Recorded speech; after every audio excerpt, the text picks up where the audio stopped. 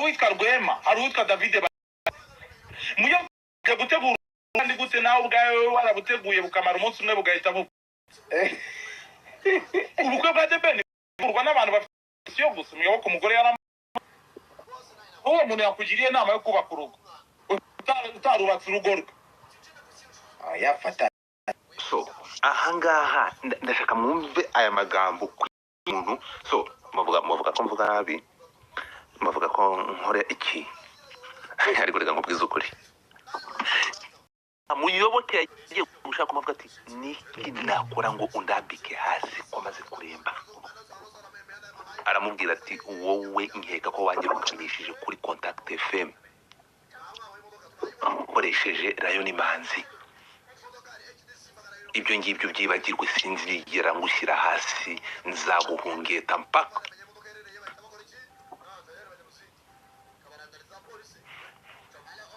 sibyo none se nicyo utarimo kumva wese kubw'inabi itegeko rivuga ngo umuntu wese kubw'inabi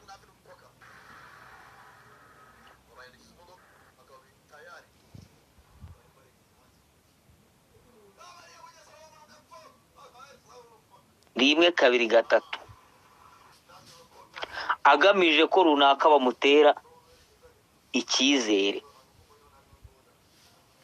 None se ubu ngubu reka nkubaze, inyuma y'uko yavuze ibyo ngibyo ubu Muyoboke ashinze company ya event management wa murako bwawe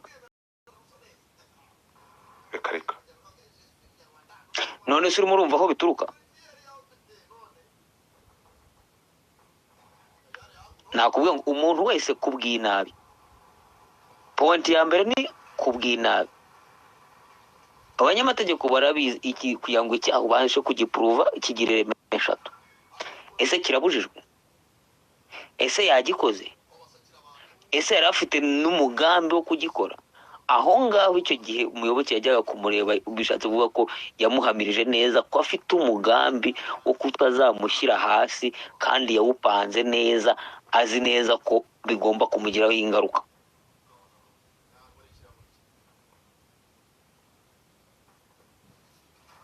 Urumva? Ibyo rero wanabijyana no mu bikaniro bya ibyo. Rero nivuga ngo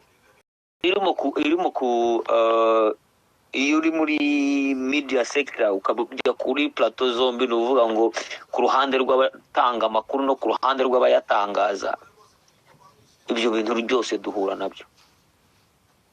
Umuntu arabyuka agatangaza ikintu ukabona tweet nakubwiye bya biri nakubwiye kare, umunyamakuru wavuze bya biri nakubwiraga sibyo, ni umunyamakuru. Ufrete institution n'umuyobozi ari najya ku iyo tweet yanditse ko yanditse ko impamvu nanabimenye nkabona n'iyo voice note ari ukubera yuko nari ntangiye kubaza uyu muntu bimeze gute, turimo turapfa iki, bakambwira background yose. Icyo cyaha uratekereza yuko umunsi byagiye hanze bigeze gufata step azajya kugihanirwa cyangwa se kukibazwa na RMC kandi yabikoreye kuri Twitter?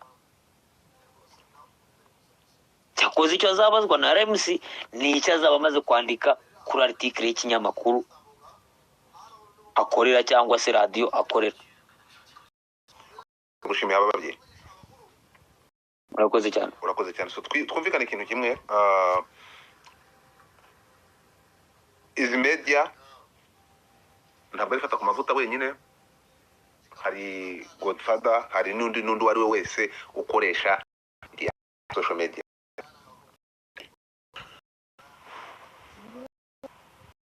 Ntajwi wagira agenda sumbe ukuboko k'ubutabera baragukanda ijisho.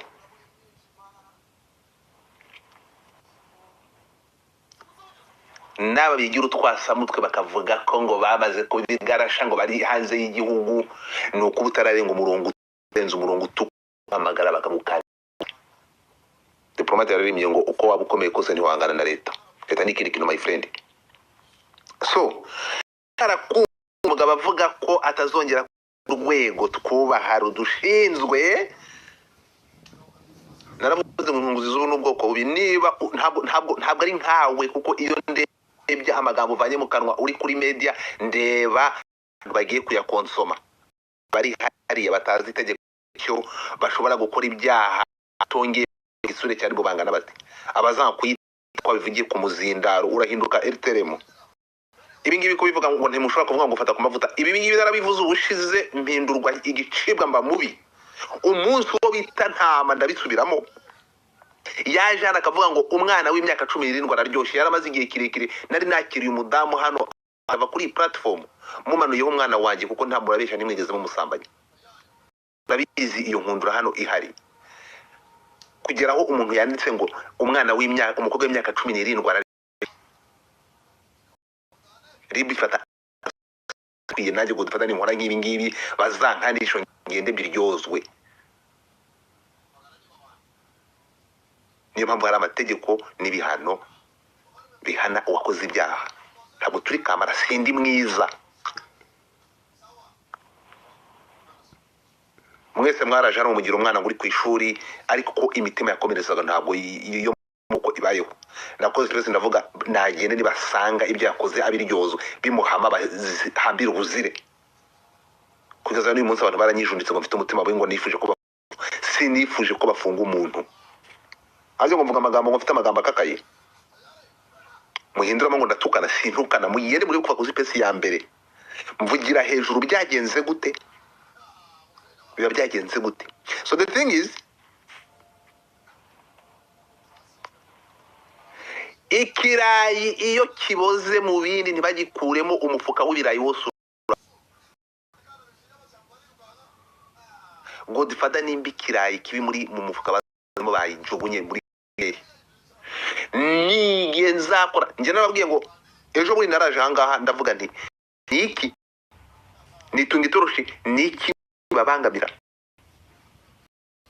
igize n'uburyo bukoramo byibasira imiryango y'abantu ukayikora ibyo narabihagaritse DM ntimushobora kumva.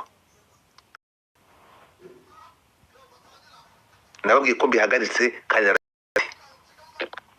completely. Ntabwo ngomba kuba ikibazo muri uyu munsi habayeho kopero bakavuga ati ngo dufatura koresha imbuga nkoranyambaga. Iyi account nayisiba.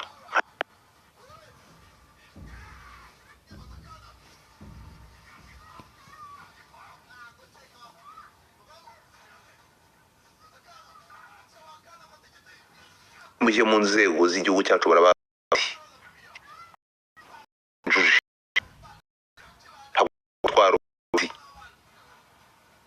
ibikorwa remezo azwi umukuru w'umudugudu aranzi, umukuru w'umurenge aranzi, mu karere ntuyemo baranzi. Umubwire ngo uhereze umurenge n'umudugudu mbarizwamo n'isibo yanjye baranzi. Ntabwo nihisha muri stage ndemo ngo nyihisha munyikorere mw'ibyaha oya.